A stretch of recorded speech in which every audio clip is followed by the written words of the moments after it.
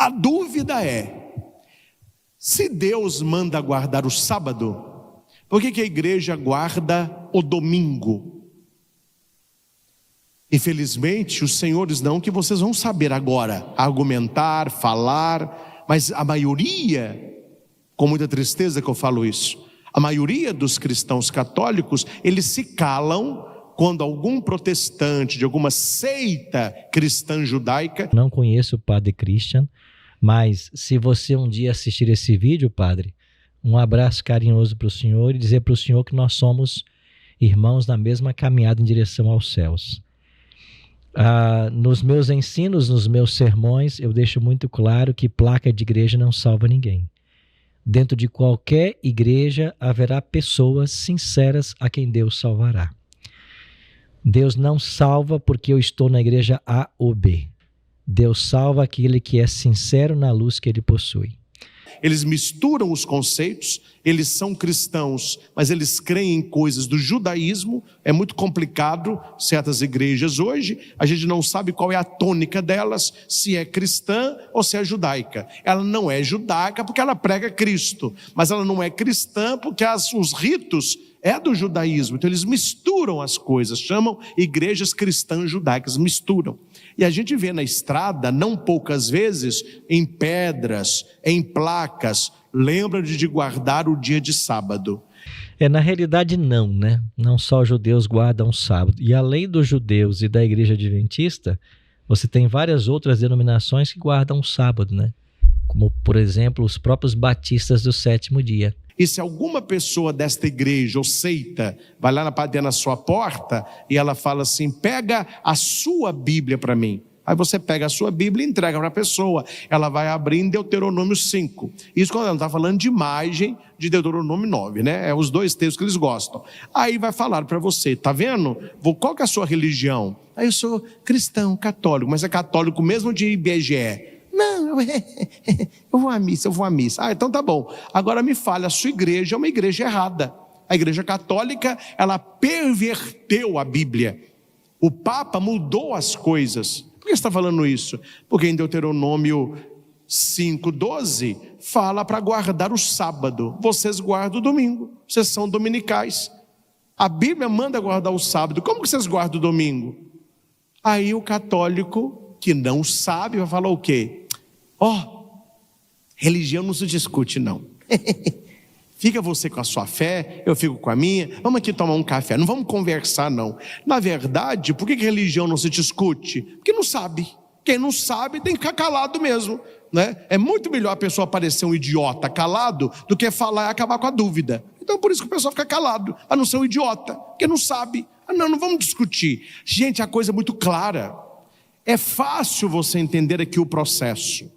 Deuteronômio, o povo saiu do Egito, está indo para a terra prometida e Deus está fazendo alianças preparatórias com o povo. Por que aliança preparatória? Porque não é aliança definitiva, não é uma aliança eterna. São preparatórias. Preparatórias a quê, padre? A aliança eterna, a última, que não há outra aliança. Então existe, hoje em dia eles inventaram isso, né? Não estou criticando não, mas desnecessário, mas tem. Existe o anel de compromisso, não tem esse anelzinho? O casalzinho lá, 12 anos, começa, amor, love, vida. Aí arruma um anelzinho, tadinho, né? Carência. Aí põe um anelzinho no dedo. Aí você anda com aquele anelzinho. Aí um dia fala assim, vamos namorar? Vamos namorar. Aí ele pede, quer namorar comigo? É amor ou é amizade? Não, é amor. Então coloca o anel de namoro, de um compromisso mais sério. Aí a moça fica doida para esse namoro evoluir, para colocar qual? O de noivado. Mas ela está doida para se livrar daquele. Qual que os casais querem? O anel do matrimônio, aliança matrimonial. Esta é eterna. As outras são passageiras, elas vão sendo substituídas. As alianças do Antigo Testamento são essas preparatórias, porque a palavra testamento na Bíblia, do latim testamentum, significa aliança. Então, no pé da letra, não seria Antigo Testamento e Novo Testamento. Seria Antigos Testamentos e Novo Testamento. Por que no plural antigo? Porque não é uma aliança, são várias. Tem aliança que Deus faz com Noé, tem aliança que Deus faz com Abraão, tem aliança que Deus faz com Moisés. Deus vai fazendo alianças com o povo e o povo vai quebrando a aliança do Antigo Testamento. Então, o judeu do Primeiro Testamento, ele haverá de guardar o Shabat. O cristão, ele haverá de guardar o domingo. Então, sábado não é para judeu. E a maior prova disso é que quando você abre a sua Bíblia, no primeiro evento dela registrado, a criação, e você vai aqui para o capítulo 2, e eu queria ler aqui os versos 1 a 3 com vocês. Olha o que diz a Bíblia em Gênesis 2, 1 a 3. Assim, pois, foram acabados os céus e a terra e tudo que neles há. E havendo Deus terminado no 7º dia a sua obra que tinha feito, descansou nesse dia de toda a obra que tinha feito, e abençoou o 7º dia e o santificou, porque nele descansou de toda a obra que como Criador fizera. Veja, nós temos em Gênesis capítulo 2, duas pessoas criadas, Adão e Eva. E Deus já separa o 7º dia e faz 3 coisas. Ele descansa, ele abençoa e ele santifica. Não tinha nenhum judeu aqui, né? Você tem Adão e Eva, os ancestrais da humanidade. Então, o sábado foi pensado por Deus para a humanidade. Então, o sábado não foi dado para o povo judeu, foi dado para a humanidade. Agora, por que é tão comum no meio cristão, religioso, né, protestante ou pentecostal, a ideia de que o sábado é dos judeus? Bom, judeu é o termo que vem da tribo de Judá, que era uma das 12 tribos de Israel. O povo de Israel tem como ancestral Abraão. Então, em Gênesis 12 e Gênesis 15, Deus chama Abraão, faz uma aliança com ele e promete que através de sua descendência o mundo inteiro seria abençoado. Então vem Abraão, Isaque, Jacó, os 12 filhos, o povo de Israel. Então a aliança de Deus com Abraão, que se estendeu para sua descendência, fez do povo de Jacó, ou Israel, o povo de Deus do Antigo Testamento. Então, ser membro da família de Deus no Antigo Testamento era ser membro da nação de Israel. E isso poderia acontecer por nascimento ou por circuncisão. Essas 12 tribos, 10 foram dizimadas, né, exterminadas no cativeiro assírio, em 722. Sobraram 2 tribos, Judá e Benjamim, que vão também para o cativeiro babilônico, no ano 605. E Judá e Benjamim, de Judá, que era a tribo maior, é que vem o termo judeu. Então, quando o povo volta do cativeiro, aquilo que era chamado de o povo de Israel, a nação de Israel, agora é o povo judeu. Então, em todo o Antigo Testamento, a nação de Israel e o povo judeu foram os guardiões dos oráculos sagrados. Eles tiveram a verdade com eles. E Deus queria que essa verdade fosse pregada. Mas a verdade não estava restrita a eles. E tem aqui, Denis, um último texto, em Isaías capítulo 56, que deixa isso de uma forma muito transparente e clara sobre os objetivos que Deus tem com relação ao sábado. Olha aqui em Isaías capítulo 56, nos versos 2 a 7.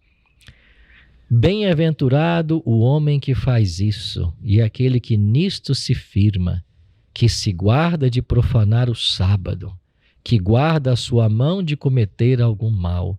Olha só, não mencionou aqui que é o judeu que deve guardar o sábado, é o homem. O verso 3, o estrangeiro que tiver se unido ao Senhor. O que significa se unido ao Senhor aqui? Ele aceitou a pregação da nação de Israel, ele aceitou os oráculos sagrados que Israel mantinha, as verdades da lei, né? Então, o estrangeiro que estivesse unido ao Senhor não deve dizer: o Senhor certamente me excluirá do seu povo. E um eunuco não deve dizer: eis que eu sou uma árvore seca, Pois assim diz o Senhor, aos eunucos que guardam meu sábado, escolhem aquilo que me agrada e abraçam a minha aliança. Darei no seu templo e dentro das minhas muralhas um memorial e um nome melhor que os filhos e filhas. Então, o sábado não foi dado para uma nação específica, foi dado para a humanidade. Agora, como Deus chamou Israel e escolheu Israel, não por ser maior nem melhor, porque era um povo pequenino, né? Como Deus escolheu Israel para ser o seu representante, ele conferiu a lei a Israel. E Israel que defendeu o sábado, né? Quando vem Jesus Cristo, e na última ceia, ele pega o cálice e diz assim: tomai todos e bebei. Este é o cálice da nova. As outras ficaram velhas, agora é nova. Nova e eterna aliança. Não há outra. Esta é a aliança maior. As outras foram preparativas para essa. O Antigo Testamento preparou a vinda do Messias, Jesus Cristo, Mexiá, o Messias, Cristós, ungido, Jesus, Yeshua, Deus salva. Então ali estava a plenitude no alto da cruz. Quando Jesus é crucificado, é num dia 14 de Nisan. Naquela época o mês era esse, o dia era esse, a hora 9. E Jesus ele morre numa, para nós, sexta da paixão. 18 horas já seria o Shabat, e na madrugada do domingo ele já ressuscita, 3 dias. Então ele ressuscita no primeiro dia da semana. Preste atenção. O primeiro dia da semana é para o cristão. Para o mundo judaico seria o 8º dia. Porque Deus cria o mundo em 6 dias, ele descansa no 7º dia e Jesus ressuscita no 8º dia. 8º dia por quê? Porque o mundo criado em 6 é recriado em Cristo. Cristo seria o 8º dia. Na linguagem veterotestamentária. Para o cristão e o Novo Testamento é chamado não de 8º dia, mas de primeiro dia. Na Bíblia não se lê a palavra domingo, mas se diz primeiro dia da semana.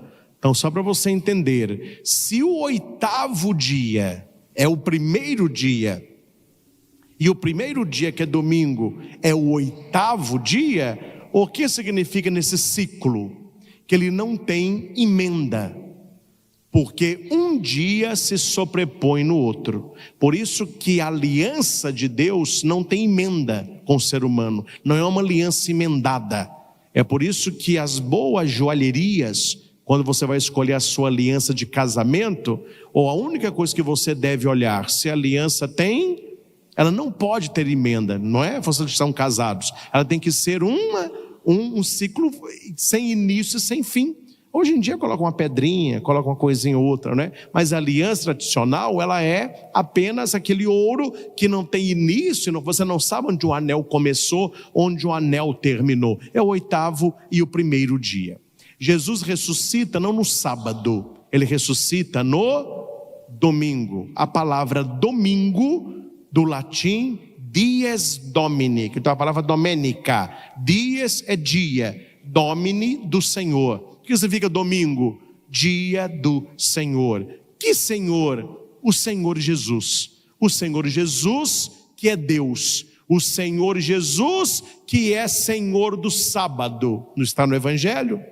Eu sou também o Senhor do sábado. O Filho do Homem é Senhor do sábado.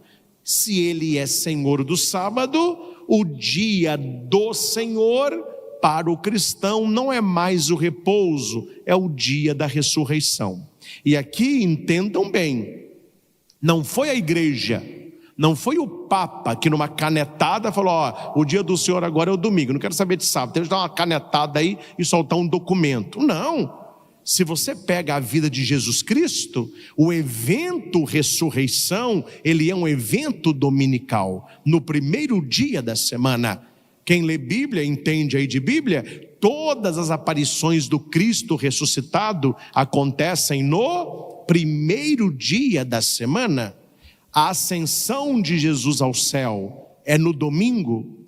Pentecostes, a descida do Espírito, é no domingo. Os cristãos dos Atos dos Apóstolos, eles celebram a Eucaristia, a fraciopanes, a fração do pão, no primeiro dia da semana, que é o domingo. No século I, todos os sacramentos da igreja, principalmente o batismo e a Eucaristia, eram realizadas no domingo. Então aqui houve uma divisão. O judaísmo permanece no Antigo Testamento, porque eles não aceitam Jesus como Messias. Eles permanecem na Antiga Aliança, guardando o sábado.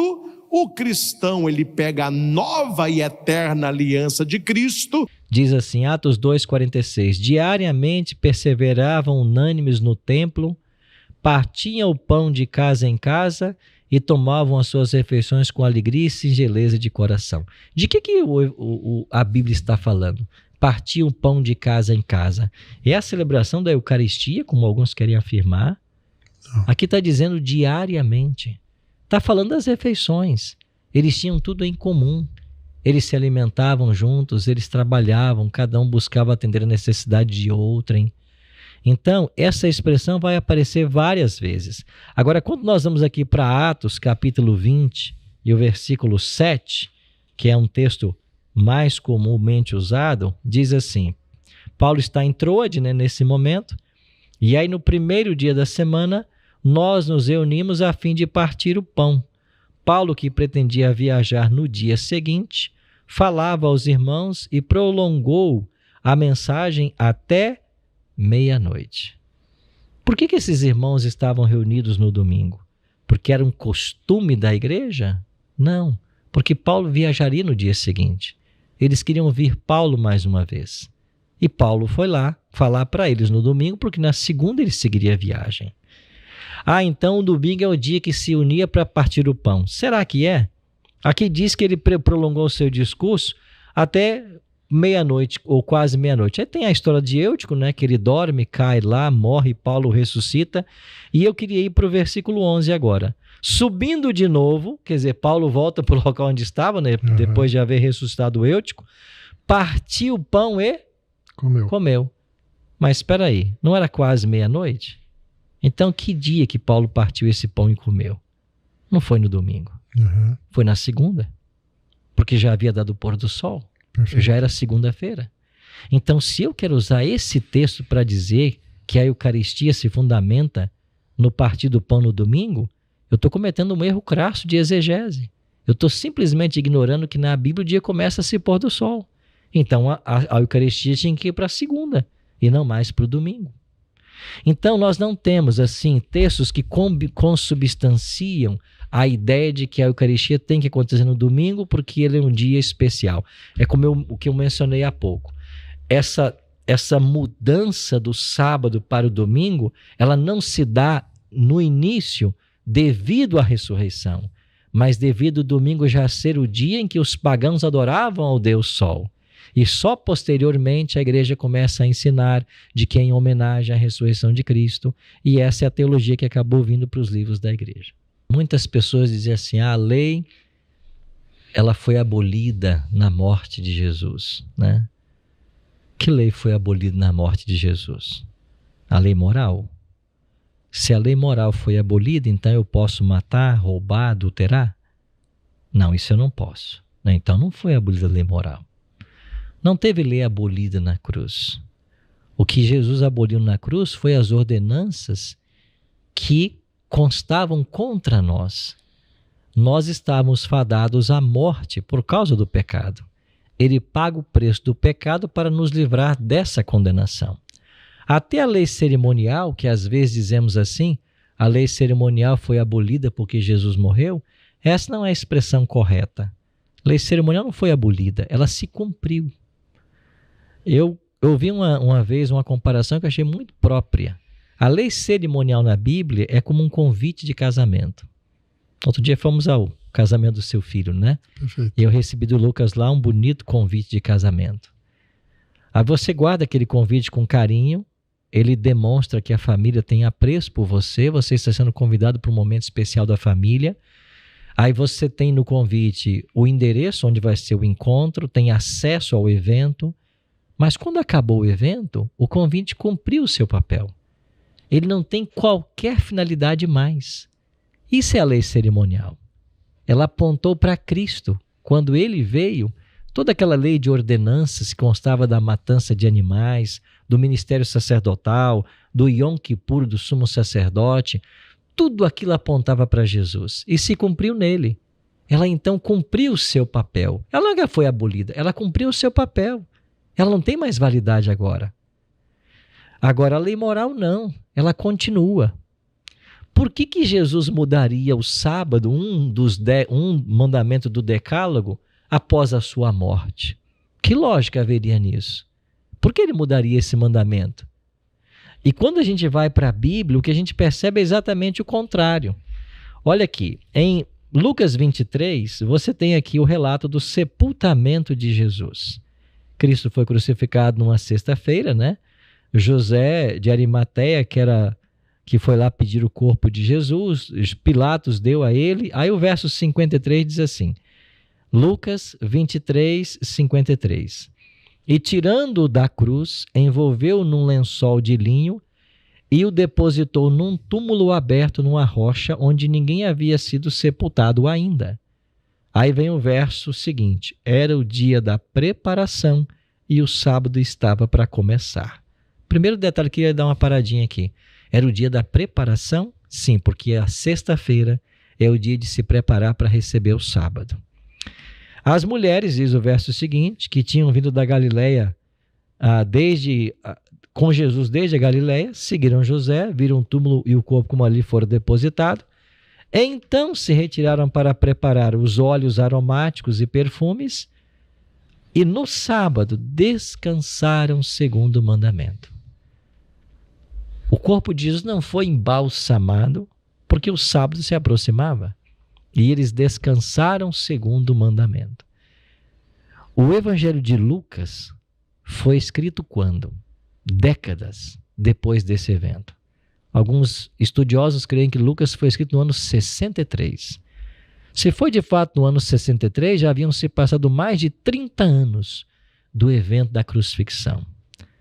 Por que Lucas, que não era um dos 12, mas um médico, um estudioso, que entrevistou várias pessoas para compor o seu evangelho e o livro de Atos, a quem ele escreve também, não faz qualquer menção a um tipo de mudança a partir desse momento. Mas relembra que ele foi crucificado numa sexta, que era um dia de se preparar, de que elas guardaram o sábado conforme o mandamento. Será que 30 anos depois ele não deixaria para nós uma advertência? Olha, esse mandamento a gente já sabe que não existe mais. Mas isso não acontece no Novo Testamento. Paulo guardava o sábado.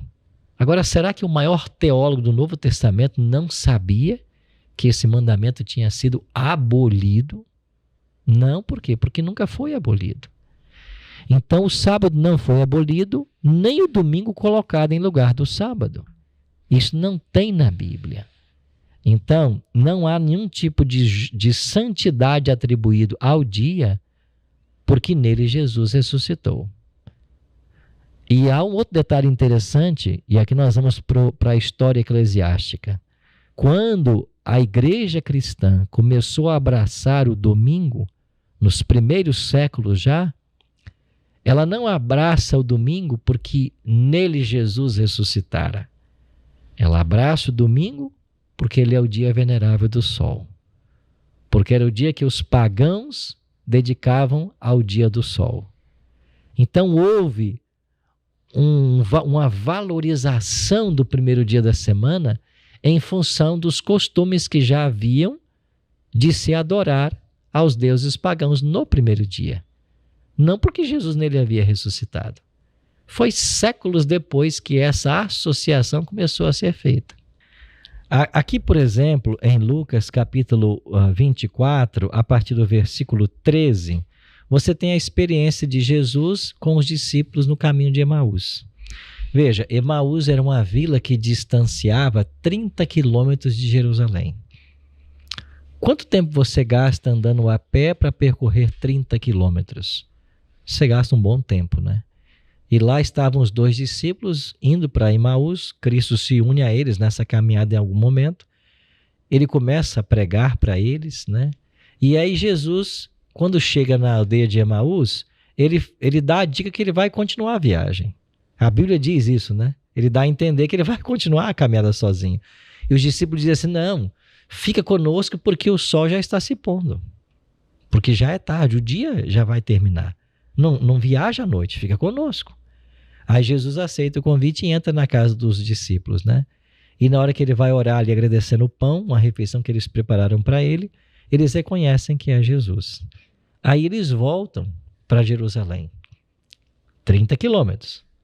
Eles voltam para Jerusalém. Eles estavam tão eufóricos com a notícia de que Cristo estava vivo, que Cristo havia ressuscitado, que eles não esperaram a noite terminar para ir contar para os discípulos. Aí o que a Bíblia diz na continuidade? Aqui até o versículo 33 e 34, 35, vai dizer que, olha o que diz o versículo 35, né? Então os 2 contaram o que lhes tinha acontecido no caminho e como tinham reconhecido o Senhor no partir do pão. Eles chegaram lá em Jerusalém, foram falar com os discípulos que estavam lá ainda no cenáculo escondidos, para dizer, olha, nós vimos o Senhor ressurreto. Agora o que acontece no verso seguinte?